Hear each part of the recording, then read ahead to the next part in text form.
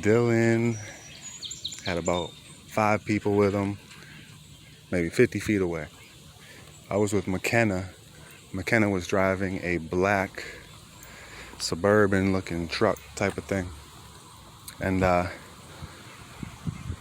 was in front of the truck and she was like speeding it and then hit the brakes like she was gonna hit me, like trying to scare me, or I don't know. And then I'm over there and I'm talking to her about something, and she's telling me, she's pointing over to Dylan and his friends, and she's saying, I wouldn't come if I were you. I wouldn't go over there if I were you. I would make them come. And I was just like, why? What are they planning? You know, what are they, like, trying to crucify me? What? So then I was with in this other area with Dylan, and he gives me this container, this little small clear container, plastic container, and inside of it a baby was kind of cramped in there, a little baby, newborn baby. And I'm looking at it and I'm like, you just put this baby in a container and closed it up? Like, that's not good. And he was like, well, you know, as long as it's breathing, he wanted me to take care of it and watch it. He's like, as long as it's breathing, you know, you don't really need to do much to it. You just got to make sure you don't lose it or it doesn't get hurt. You know, just leave it, just watch over it. I was like, okay. I took my eyes off it for 1 second, and they moved it. They took it and they put it somewhere else and hid it from me. And I was like, oh, I lost the baby. So I'm running around looking for this baby, and I'm looking stupid. I can't find it. And then I realized, you know, they were all standing around and looking at me like they had taken the baby and hid it. And I was like, oh, you guys just suck. You're just crap. You're just trash. You guys are just pieces of crap. And then then a turtle was walking by, you know, just a real big turtle was just walking by real slow. And I just took notice to this turtle, and I was like kind of just confused, like, where the heck did this turtle come from? And then I'm with Greg Downs, Dylan's girlfriend, and 2 Mexicans. And we were out in Granger, or like Sunnyside, something like that. And it's like getting later in the day, and we're starting to like want to drink and party. And we go into his camper, like a drivable camper, trailer type of thing. And one of the guys is driving it. I think it was his partner was they were kidnappers, his partner and him. And we sat down in there. There was nips in there, and it was just like a party bus.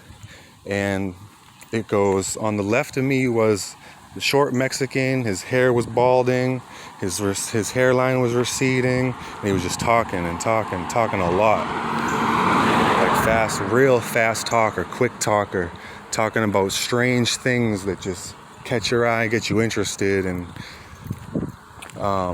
when we sat down, he had a curtain up in the trailer, and the curtain was open a little bit, and he kind of sneakily grabbed the curtain and slowly closed it. And I was like, that's shady. And I read his mind. Inside his mind was like, I don't want you looking, I don't want you seeing what's in there. We got a girl kidnapped, tied up behind that curtain. There's a bed in there. Inside his mind, and I'm reading his mind. And in his mind, he was like, that's why out here you don't see any girls. There's no girls out here. There's only guys out here.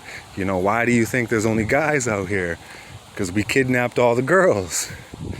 And I was just kind of like, wow. Just like, wow. And, but I mean, it's true, you know? You go out to Granger, look around. You know, where'd all the girls go? They're all kidnapped. It's a bunch of guys everywhere. And it's just a shame. But, and then next to me was on the right was Greg, and then Dylan's girlfriend, and then Dylan, and then the other guy who drives the thing. And we're just going down the road, and it's beautiful. It's just so beautiful, you know? It was such like a contradiction. Like, this guy's got a girl kidnapped. They just kidnapped every girl in town. But you drive down the highway and the road is paved clean. The lines are painted clean. The trees are green as anything. The sky is blue as anything. The mountains just make it so beautiful. But there's no girls anywhere. It's a bunch of guys. A bunch of asshole pieces of crap guys everywhere. You know what I mean? Girl kidnapped in the bed that they're gonna sell. So that was, oh yeah, and then he was talking, trying to distract me. He didn't want me looking and talking to the people on my right. So he kept on talking about the craziest stuff. And he was pretty good at it. Every time I would try to focus on Greg or Dylan or that side, and I would talk to them, blah blah blah comes in and distracts me about something crazy, and I knew that that's what he was doing, but he was so loud and so just was so good at it that it kept on turning my head to him. I don't know. So yeah, that was that.